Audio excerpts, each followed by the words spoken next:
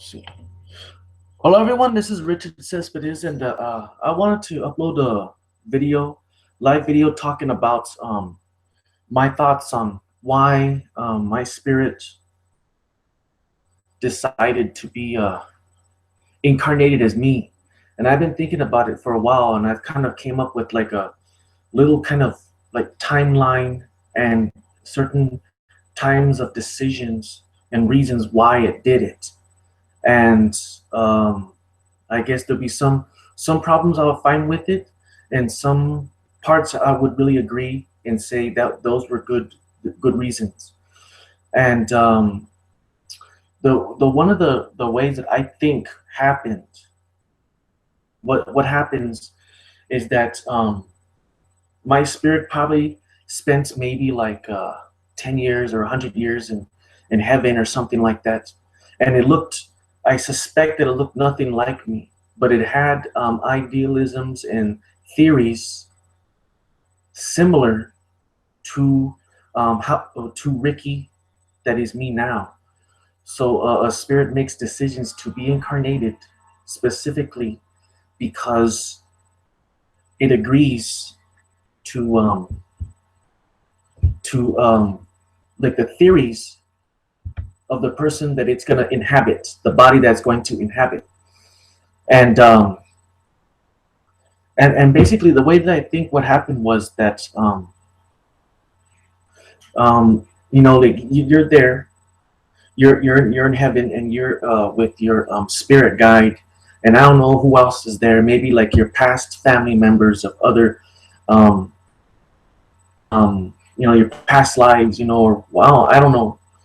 But my spirit decided to come back as Richard, because this is the thing, is I think that it knew that it had an opportunity to really do something good, because I think that um, it knew that the person that was going to be created, which is me, it was going to be in a lifestyle, in a life existence that was very good psychologically and emotionally, because I think that the spirit guide and my spirit both saw my mother and my father, and they saw the dynamic differences between them. And it knew that because my father is kind of a little bit wacky and a little bit aggressive and kind of an instigator, kind of a illogical, kind of crazy person, and my mother is kind of more calm and relaxed and observant and non-judgmental. And so my spirit knew that they were going to make a person that was me, that was going to be perfectly balanced, having those two uh, personas and characters and thoughts all balanced as me. And the spirit saw that, and it knew that there was going to be some conflictions there, that there was going to be some problems, and but but it but it but it knew that there was a promise, and that there was a promise of something good that can happen.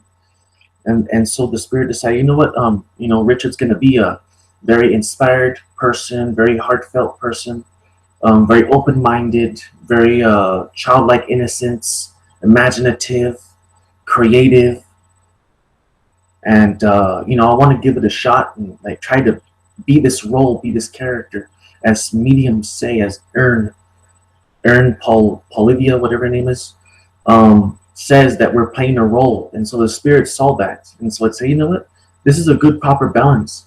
And me living as me now, I've come to realize that that's probably one of the reasons why the spirit decided to be incarnated as me. It is a good life that I'm living, and I'm pretty sure lots of people live good lives too. And generally speaking, a lot of the spirits that are inhabiting these bodies, that are incarnated in these bodies, they're living good lives. They have lots of opportunities. They're amazed. They're inspired by other people, and there's so many opportunities for them to different avenues and different paths for them to become someone or help others or something like that. But shows that I think that that was the reason why the spirit decided to come as me, because I feel like I have a good mother. A good mother understands and cares and is observant, non-judgmental. But no one is perfect. Everyone has some selfishness. No longer with us. He divorced her or walked away from the family, and so that's one of the reasons why. It's because it was a challenging thing. The spirit wanted to have a challenge. Richard, and he has a lot of possibilities. He's kind of he's an attractive guy. He's a decent looking guy. He has a possibility to be something and be someone good. And I'm gonna try to work this role out and try to do good. Try to make something happen. Maybe something will happen. And the other thing that's a really good decision on my spirit when he wanted to incarnate was the time. I was born in 1983, which is perfect because it was born in the 80s with Michael Jackson. Um, he was born with with all with Steven Spielberg and Jaws and E.T. and the music and Pete Burns, and it was just a perfect era, the 90s and the 80s. It was just a perfect time. And so I kind of feel like that was a good decision on my spirit to be incarnated as me in that time period. You know, and and that right there, I have to say that was a perfect decision, a perfect wise decision to be incarnated in that time period, the 20th century, which was very inspirational. Compared to now, where like a lot of things are not really like not really original. Everything's kind of regurgitated, and the kids the kids are being born no matter what with like inspiration in their hearts and fire in their hearts. They're being born with that, but the 20th century just has something more. It's more I guess you could say like people are more gullible and more easy to believe in fictional characters and fictional stories and movies and music. And their hearts were more open. And so I think that that's why a lot of great things came out from the 20th century, great stories, great directors and musicians, and it was just very innocent. That's the word, innocent. Everybody is like, oh well, I already know what to do, so we just have to follow the cookie cutter thing, follow the same story, sound the music, and then we're gonna make money, and then we're just gonna be happy afterwards. And let's not worry about the creative side.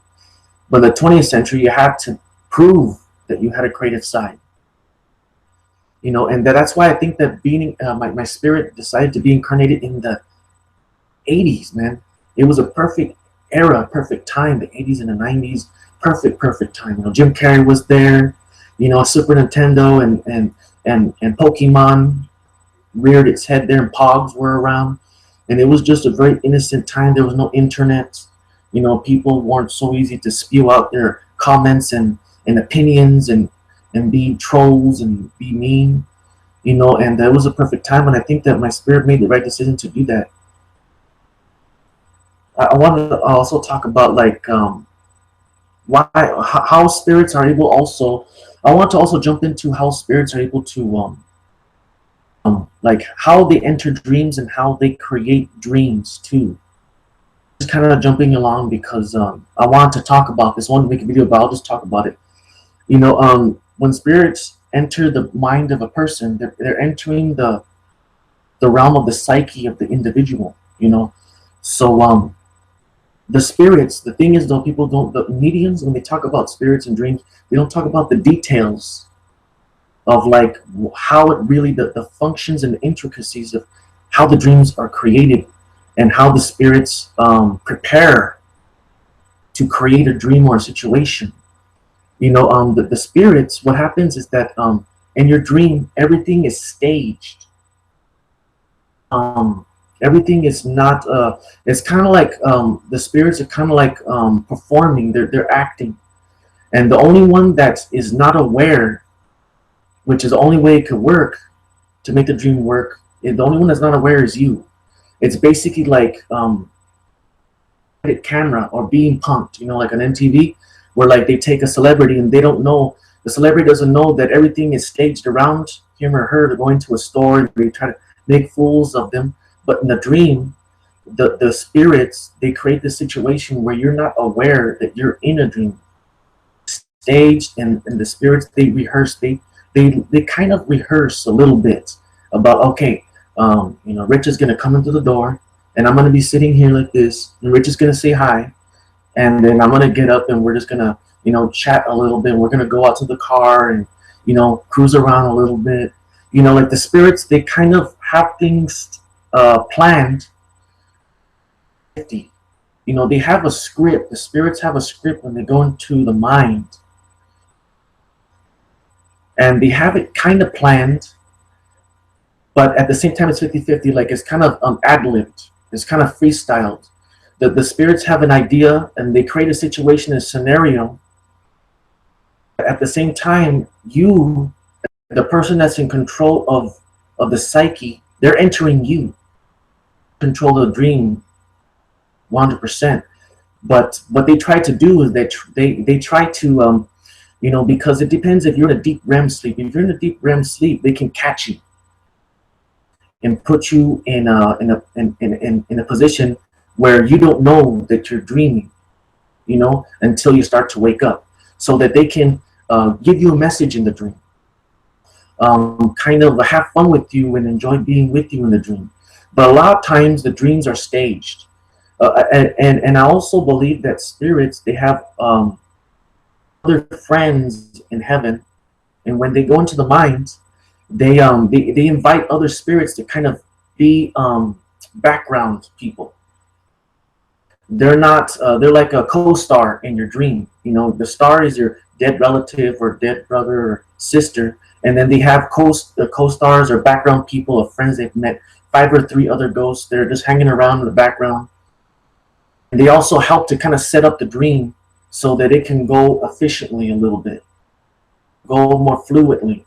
And so like they help to set everything up. But a lot of times what I think is that this is the other thing too about like the dreams, is that you also have the power and to be on candid camera, and to be kind of like, be in this kind of situation where, like, you don't know in your dream, you don't know you're in a dream. You believe that you're really meeting your relative, but you believe they're alive, in your dream. And a lot of times you have the power to twist the script a little bit, to turn it a little bit. You take them on a little trip. You take them and you kind of twist it around a little bit. And let's say that your relative wants to take you outside to go for a cruise. And so before they enter the dream, they prepare. They say, okay, Ricky's going to come into the door. We're going to say hi, and then I'm going to say hi, and we're going to go outside, go into the car, and we're going to cruise around in the dream. And that's how the scenario is going to play out. But you have the power to just turn the tables and take them for a ride. So like they have something set up for you, but you take them for a ride. So that's when it's 50-50, because they set it up. But at the same time, you being in control of the dream, you have a power to take them and change the script a little bit and go and do something. So that's when the ad-libbing comes in. They predict that when you come into the door and you say hi, they predict that you're going to say hi, and that they think that, well, Rick is going to be so easy. We're just going to take him outside. I'm going to walk him outside. But you have the ability to change it up and like say, oh, well, I want to sit down. Let's talk. Let's talk. I haven't seen you forever. Like, because I haven't seen my grandmother for so long. Maybe it's her in the dream. You want to sit down and talk. And so that throws them off. That's not how the scenario is supposed to go. So you're able to throw it off. So then the spirits have to ad-lib. And this is one thing that I found out too, is that when I had a dream about my grandmother, there was a situation where, like, I think I lost my hat or something. It was just some strange dream, and I was being upset. Because sometimes the ghosts, they have to act, and in real life they were never really good actors. There's normal people, but in the dream they have to act. And looking back on it, I've come to realize that my grandmother and other dead relatives were not really good actors, because they tried to react and to kind of pretend that they were concerned about my lost hat. You kind of tell that they're not really good at performing that little scene there. And you know, that's just the thing, is that you're able to throw them off.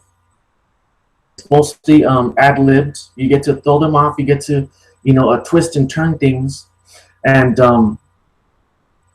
let's say that that you decide to talk to I decide to talk to my grandmother. I sit down with her and I sit down, and then the whole scene is destroyed, because now we're not going to the car. We're sitting down now. So now that we have to sit down, ask her some questions, and then she has to kind of answer my questions. So she has to kind of like, you know, it gets thrown off. So now she's surprised and she's kind of nervous a little bit. And so that's how the dreams are, is that like a lot of times the dreams aren't really even 50-50, you know.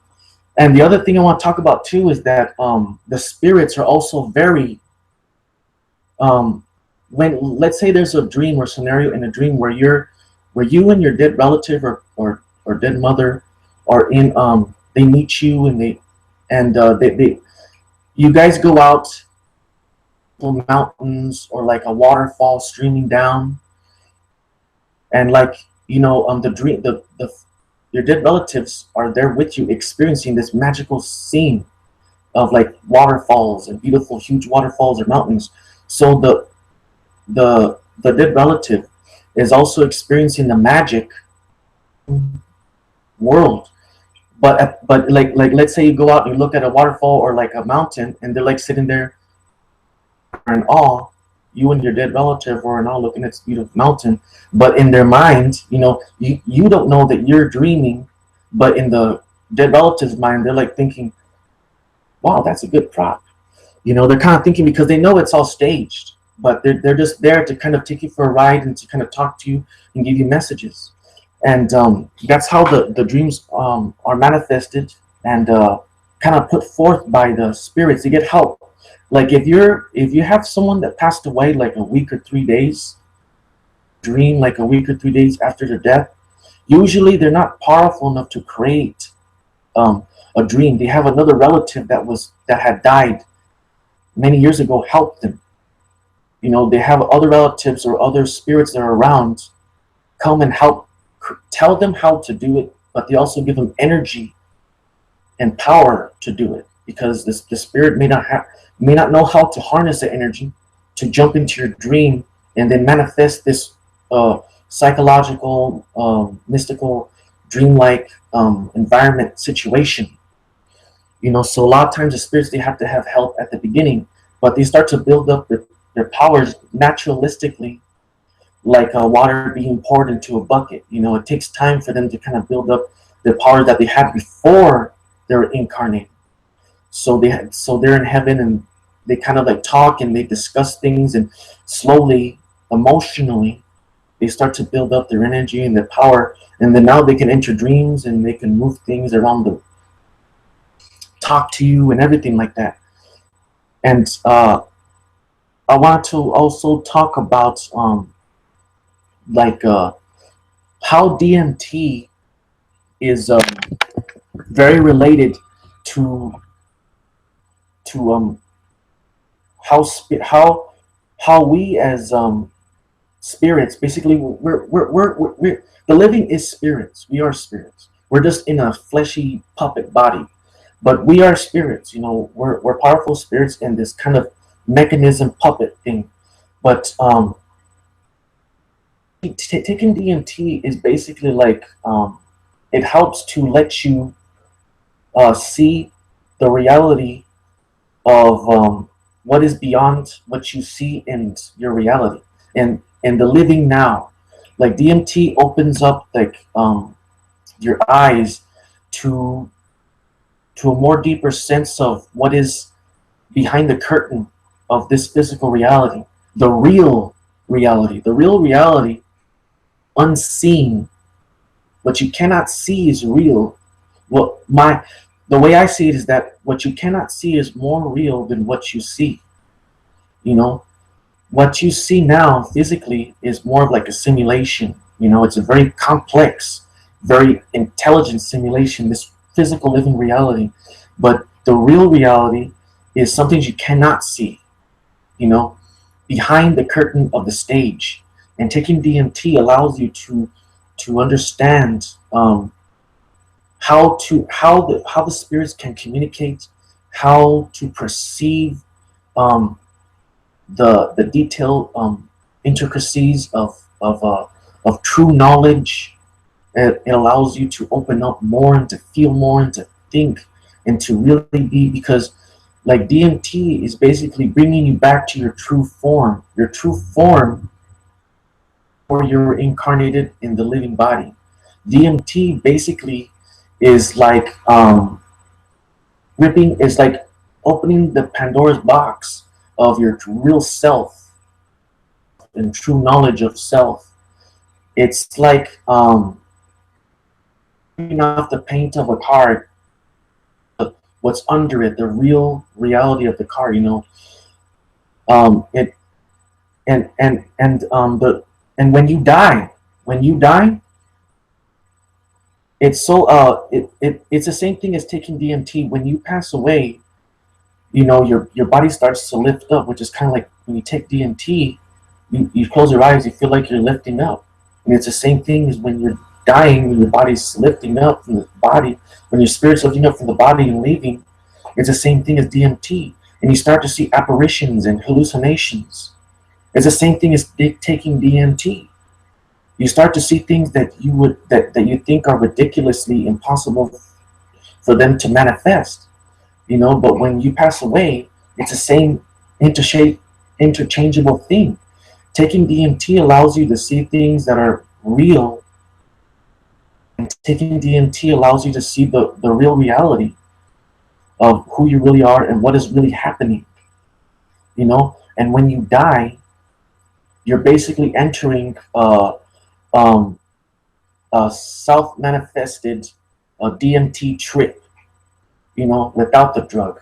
It's the real DMT trip. We're basically in a DMT trip right now, in reality. You know, we're basically just tripping out right now. But when you die, you experience a DMT trip. You know, it's the same thing. Your body's lifting up from the body, and then you start to see apparitions and lights and swirls and everything, and then you you know, it's like being in a dream. Basically, it's like being in a dream is being in a trip. What it is, and DMT allows you to perceive deeper into the context of what is real, not just the physical reality of what you're experiencing now.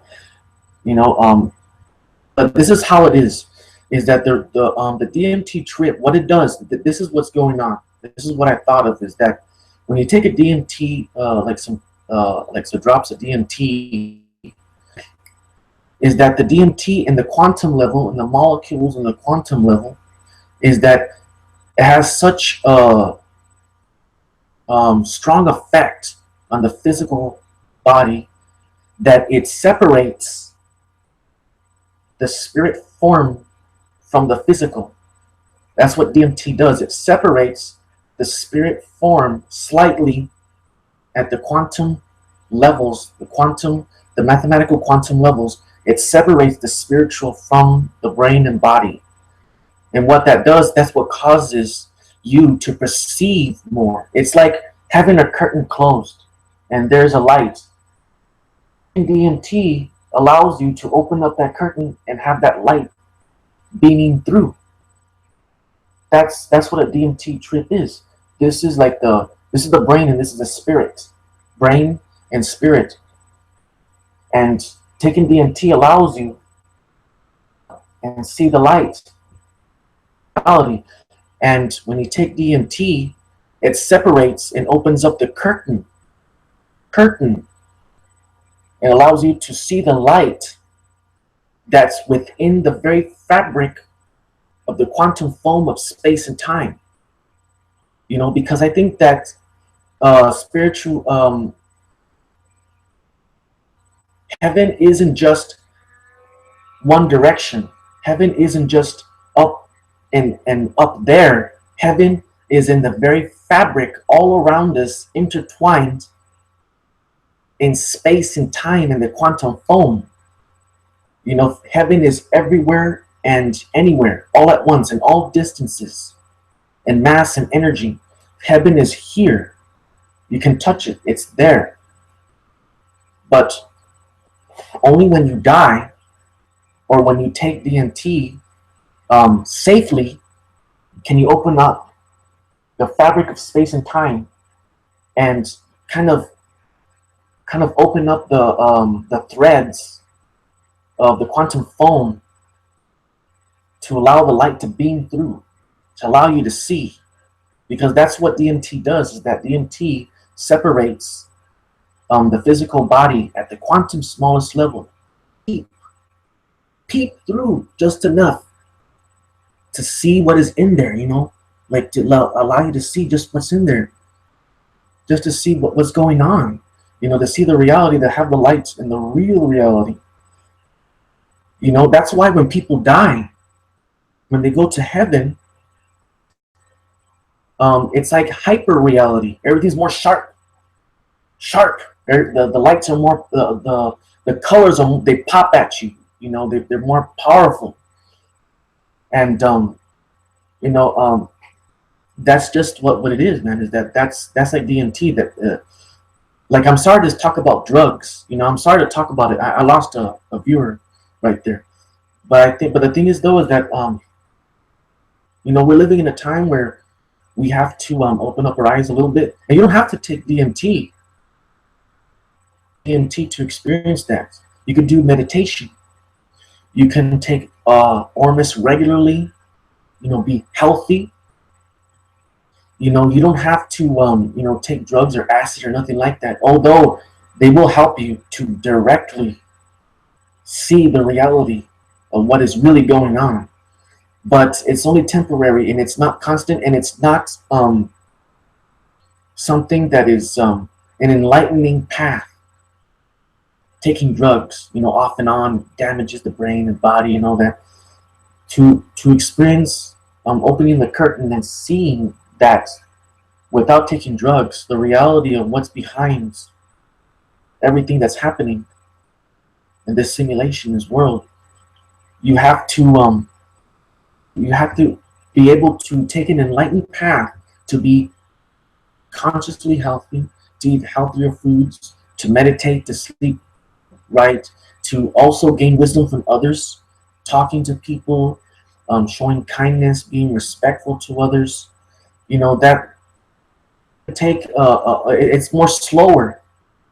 It's not so immediate as taking a drug or DMT to see the spiritual reality. But it's slower, but it is enlightening, and it's educational, and it's we're all here to learn. So, you know, if you're just gonna take the shortcut and take a DMT, a few drops of DMT or a few drops of acid just so you can open up that curtain and see the reality, well then, you know, you're taking a shortcut. You're not really experiencing being a spirit and being in the living form in this body, you know, because we're here. And this is the thing, is that even though life is hard, and we go through pain and we lose relatives and family members, and, you know, being alive is very difficult. The thing is, though, you have to remember is that we're immortal. We are immortal, like we are forever. We're eternal. You know, we cannot die. So this is all just this ain't nothing, man. Potatoes. This is kind of like you know, like this is just a game. This is a small little petty game that we're playing, you know, just so we could, you know, because we're powerful.